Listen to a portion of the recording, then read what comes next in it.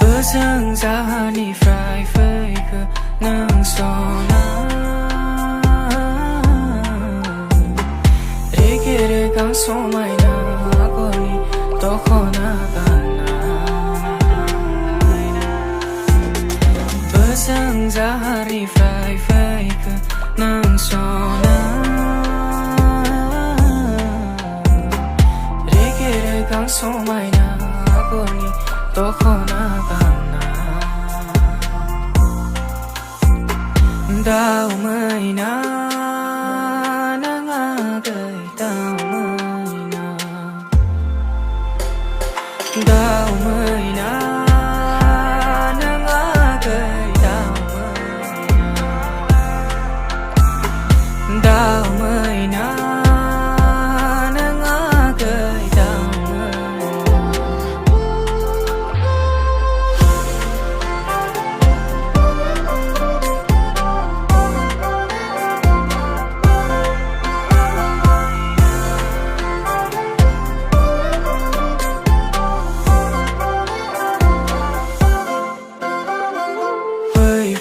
Phơi gần na nơ na ni sẽ ra hoa kì online niกูmua phơi mai lại nữa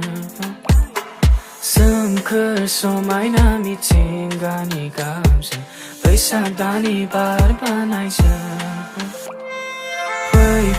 phơi gần na nơ na ni sẽ ra hoa kì online niกูmua phơi mai lại nữa sớm khơi so mai na mi chinh ga ni cảm sẽ bây sa ta ni ba nai sa Besang zahani fry fake nang sona Rekere kang somai na agoni tokhona bana Besang zahani fry fake nang sona